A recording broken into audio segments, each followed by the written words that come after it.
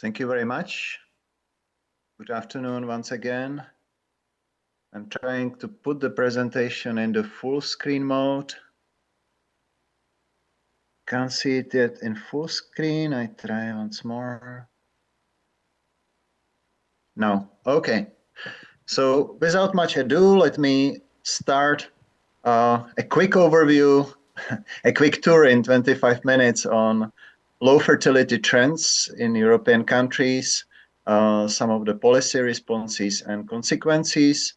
To give you some very, very general background, you have probably heard about the second demographic transition, a broad shift in values, attitudes towards family, but a shift which is also marked not only by changes in union formation, but a shift to lower fertility, higher childlessness, more diverse family arrangements, and also later family formation.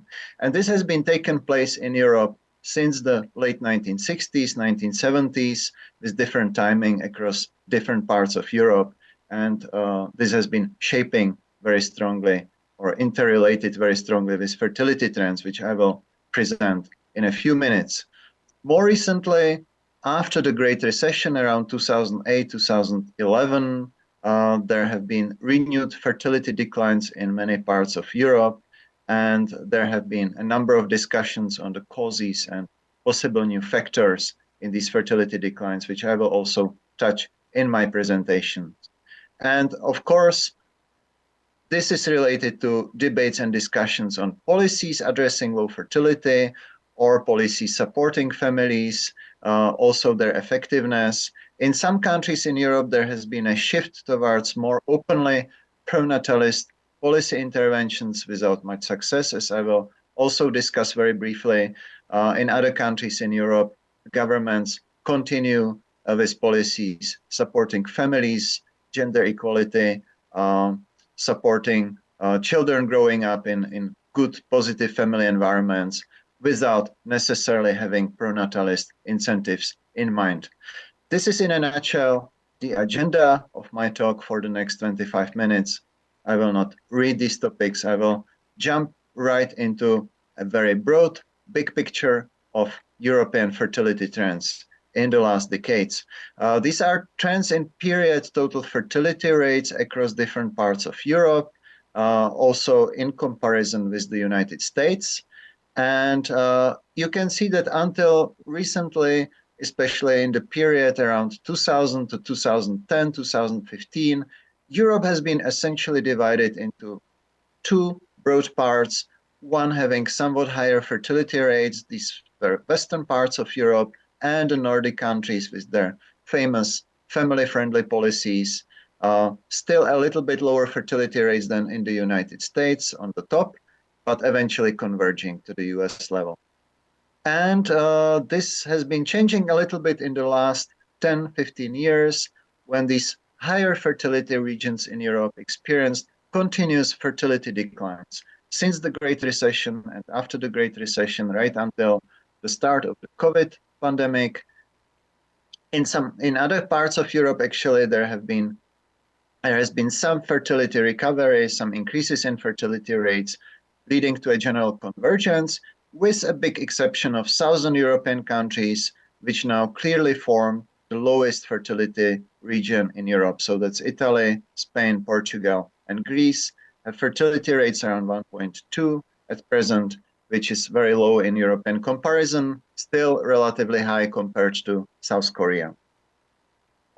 This is an example of some of the countries in Central Eastern Europe, which actually saw a huge fertility decline in the 1990s, right after the break of the state socialist political system, and where fertility rates were actually recovering quite a lot in some countries, like in Czechia, for instance, or in Estonia, in Hungary, since the early 2000s. So not all European countries are on the same declining trajectory. We also have this region of Central Eastern Europe where fertility rates were generally increasing most of the years during the last 2 decades. Europe is, of course, divided also when we look at completed cohort fertility rate, which gives us a more stable picture of European fertility differentials.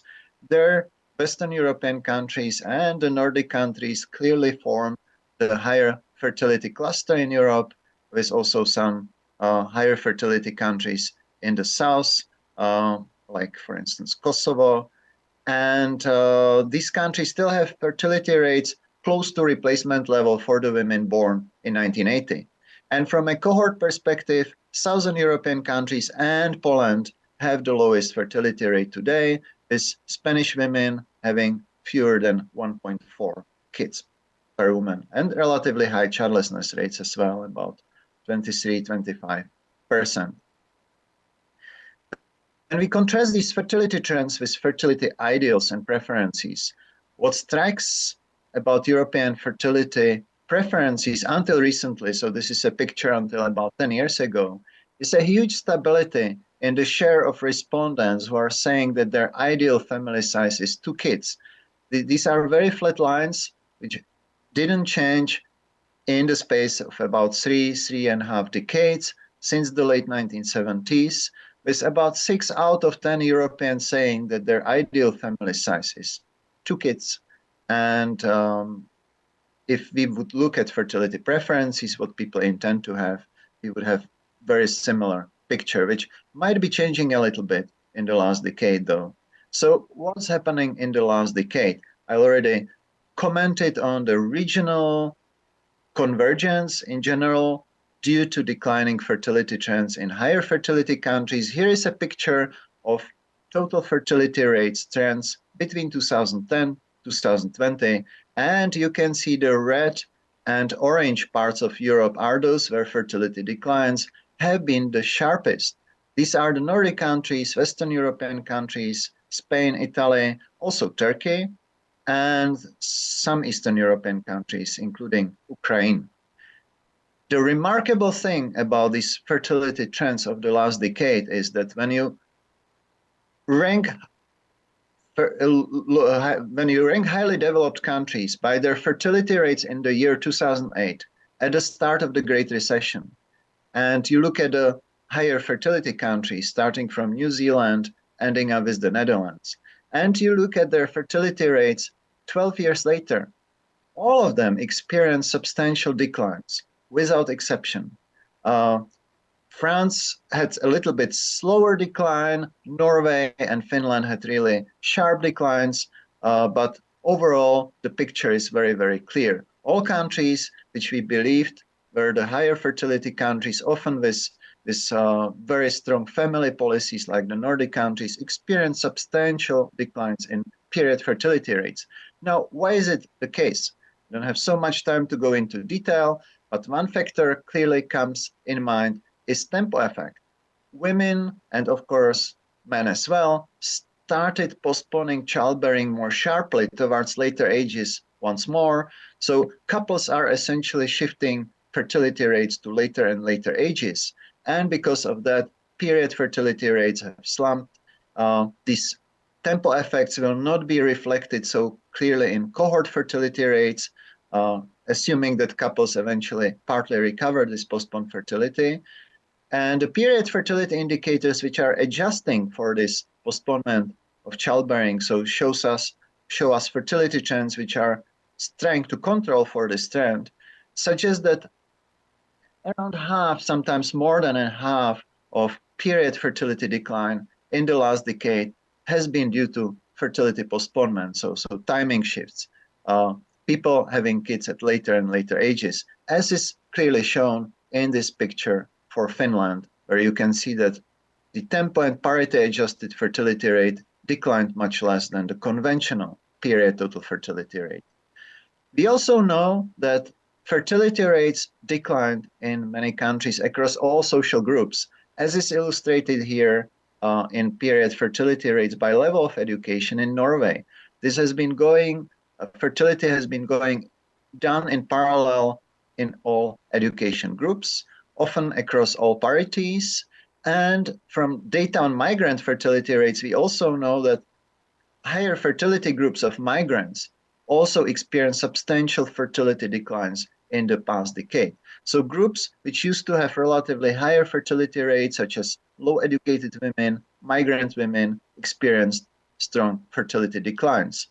Now, just a snapshot of what happened in the last 2 to 3 years since the start of the COVID pandemic across the high-income countries, especially in European countries, we have had several shifts, and not all of them were clearly expected by demographers. So if you look just at a summary picture of relative fertility changes at the start of the pandemic, we typically saw a dip in fertility rates, people facing uncertain future, delaying childbearing a little bit in the first few months of the pandemic, which of course, when you take into account 9 months of pregnancy, translates into December 2020, January 2021. Then came a short recovery around March 2021 that was after the end of the first wave of the pandemic, plus 9 months, of course. And then surprisingly, fertility rates were very stable and sometimes even increasing, for instance, the Nordic countries in the year 2021, when many people were affected by the pandemic. There were lockdowns, social distancing measures, but also governments provided very strong policy support to boost jobs and support people staying at home. Now, the interesting thing comes at the end. In the year 2022, many countries saw substantial declines in birth rates again.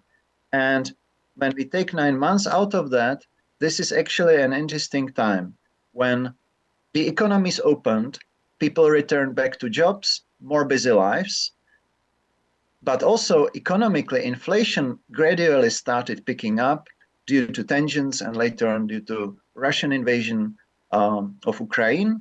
And at the same time, vaccination was taking place. And when we did the analysis, these are just the correlations across different countries, we saw that there was a joint impact of all these three indicators or all these three trends which I mentioned. The start of vaccination campaign made some women postponing childbearing until after the end of vaccination, just out of precaution. The opening of more normal life again, people going back to the offices, enjoying social life, was also correlated with decline in birth rates, and higher inflation was putting a negative pressure on birth rates. Now, let me emphasize a few things based on these trends in the last decades, which relate all somehow to the trends in the timing of childbearing. So I mentioned already that the pace of postponing childbearing has picked up in many countries in the last decade, and this is almost a universal trend. The shift towards having kids later and later in life has been continuing, going on across European countries, but not only across European countries. When we look at Korea, Korea is really having a high-speed postponement of first birth. Is now the latest timing of first birth with mean age over 32 for women. And so compared to Korea, European countries didn't have such a rapid postponement, but that's a universal shift which is still going on across all high-income countries and not reaching any limit so far. As a consequence of that, more and more births are occurring among women of high reproductive age, meaning 40 plus. This is an illustration for Spain, where you can see the proportion of births to women aged 40 plus in 1985 and more recently in 2021 by birth order. And you see that a lot of shifts has been happening, especially among women having their first and second child. This is where the increase in late childbearing has been the sharpest, whereas in the past, late fertility was often associated with women having large families, having their third or fourth kid. Now, the increasing phase of low fertility is, or the increasing characteristic is, that many women are having their first or second child. What does it mean? That also means that more and more women are remaining childless in later reproductive ages. When we look, for instance, at the proportion of women who are still childless at age 35, in some countries, it's increasing everywhere, but in some countries, including Japan, East Asia, in Europe, in Spain, it has now surpassed 40%, 4 out of 10 women. When we look at the surveys, many of these women say they still plan to have a child in the future. And the increase has been sharpest among women who are childless or have only one child. But when we connect these surveys with the actual realization of fertility several years later, we see a sharp decline in the share of women who are able to realize their fertility intention after the age of 35.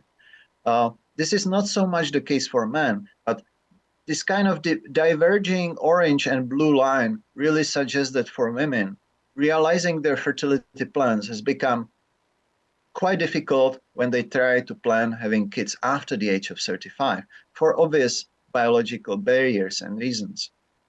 Of course, assisted reproduction is there and is helping quite a number of women and couples having kids, but not many succeed in late reproductive ages. So this is one of the important trends also to think about what's going on in the future. Thinking a little bit more about European fertility trends and variation, one thing to bear in mind is that we have been in this era of increasingly diverse family arrangements and living arrangements people are living in, but there has been a lot of differentials across Europe as well.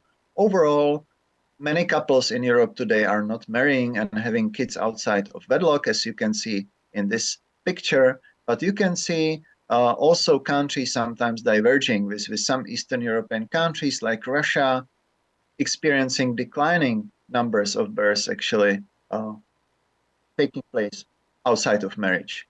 But nevertheless, the overall trend is that many people are living in cohabiting unions. Some people are having kids as single parents or in other family arrangements and configurations. And somehow the openness and tolerance of Europeans towards living in different types of family arrangements is probably having some positive impact on fertility rates compared to, for instance, East Asian countries with very strict view of childbearing being confined to marriage.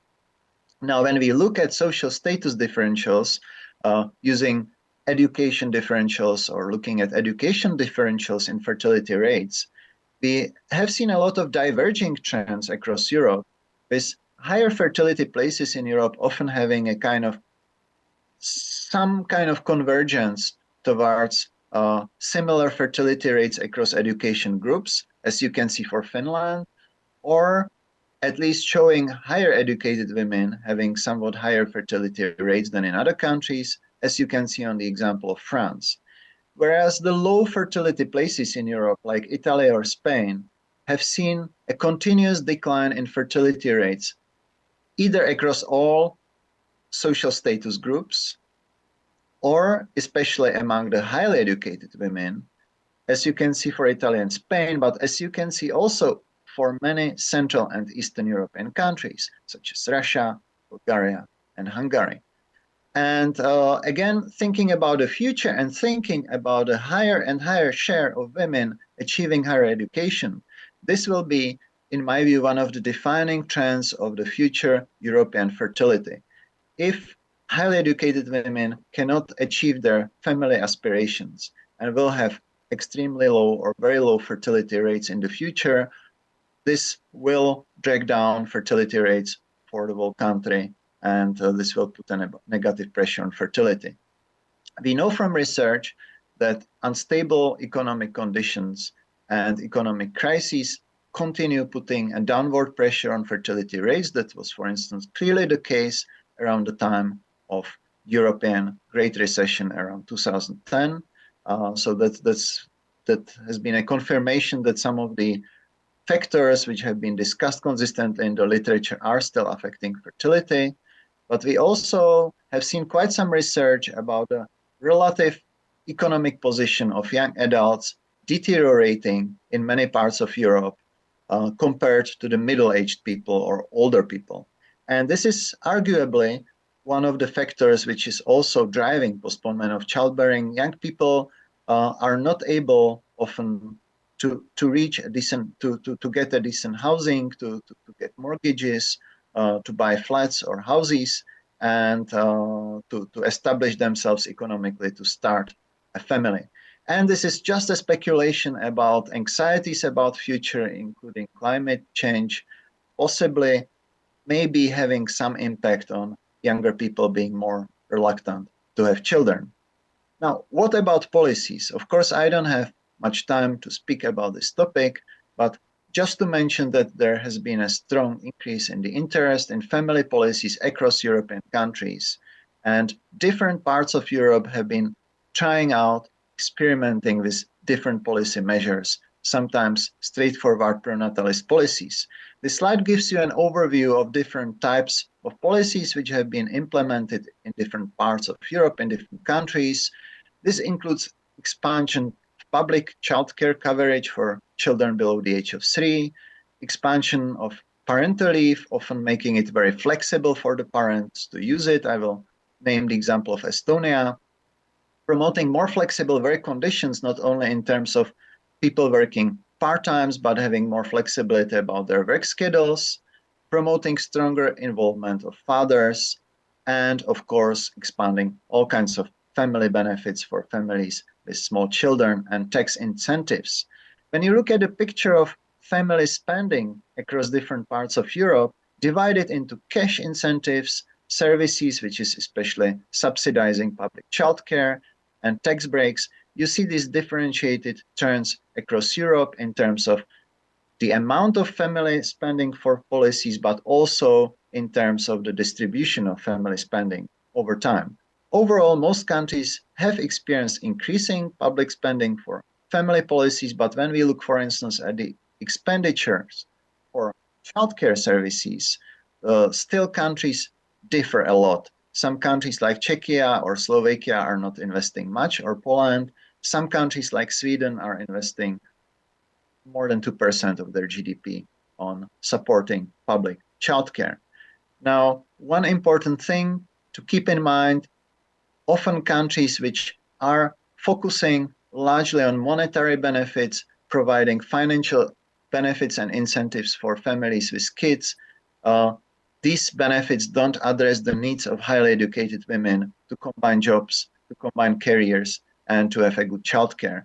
As is seen in the example of Russia, where a big expansion of family policies in terms of monetary payments has been reflected to some extent in the increase in fertility rates among the lower educated women, but no increase of very, very low fertility rates among the tertiary educated women has been recorded. There is a mixed evidence overall whether policies are having positive impact on fertility rates, partly because it's the whole package, the combination of different policies which matters rather than individual single policies. There are no silver bullet policies. But to close this topic, I would emphasize once again that explicitly pronatalist policies have been largely failing and misplaced. These thinking of the governments that they can somehow bribe young couples, women, into having another child just by increasing this or that benefit, this has been largely a failure, at least when measured from long-term trends in period and cohort fertility rates. So the governments have to think very hard about just giving couples and families not only more comprehensive package of policies, but also more flexibility, leaving this partly for themselves to decide what kind of family arrangements and configuration of work, care, and career they want to have at the time when their kids are small. And policies have to cater especially for the needs of highly educated parents and mothers. Again, thinking also about their career and sharing, of course, the parenthood tasks with their partners. Policies shouldn't forget about young adults. Many governments are focusing very strongly on third and fourth kids, but you need to have your first child to be able to reach the third or fourth. So the situation of young adults, their income situation, housing situation, job instability, this is often forgotten by the governments. Now, what about the future trends? I would like to argue that there is really a period of uncertainty about the future of reproduction. I like to borrow some of the arguments from the article of Anna Rotkirch, who somehow argues that reproduction is increasingly becoming optional, negotiated between partners, contingent upon individual circumstances and therefore, to some extent, uncertain. The new young digital generations often maybe not perceive parenthood as a very good thing, rather as a burden or something as a very big responsibility which they have to plan very carefully. And child-free lifestyle is not something unattractive after all, because it is associated with more sex, more sleep, more free time, and more money, better resources. When we look at fertility intentions among young adults today, here illustrated for childless women and men in Austria, we see that increasingly many young people say they are unsure, and also many middle-aged people or in their later reproductive ages, they still say they are unsure whether they want to have kids in the future, even at ages 30, 34, 35, 39, more so among men than among women. And many of them who say they want to have kids or don't want to have kids, they say probably, not definitely. So clearly uncertainty and openness to different options in terms of future childbearing plans is also reflected in surveys, which increases our uncertainty about what happens with fertility rates and trends in the future. These are some of the factors, I will not read through them, where we need to study much more what's going on, what are the things influencing people's fertility decisions. I would like to argue that there are many things beyond the conventional economic factors and structural factors driving fertility norms and decision-making of the younger generations, which we need to understand more. And of course, the trend I mentioned, the shift towards late parenthood, which makes sense from the economic point of view, it makes sense also from the point of view of people who really wants to have very stable partnerships, good partners, good economic situation before they start thinking of having kids, is one of the trends which will also define the future fertility, because we still don't know how many people will eventually manage to realize their fertility plans later in life. For many people, the key question is not so much whether they want to have a child or not, but when to have it and when will they be ready, which of course depends not only on them, but also on their partners. So I would say that this is one of the critical future trends. What will happen with fertility rates over the age of 35? How many of these childless women and men will be able to realize their fertility desires? And how much technology advancements and assisted reproduction will be shaping these trends. If you are interested more in future or in past fertility trends across Europe and past population trends, I recommend you to look at this European demographic data sheet with many maps and data there. And I would like to thank you for your attention. Thank you very much.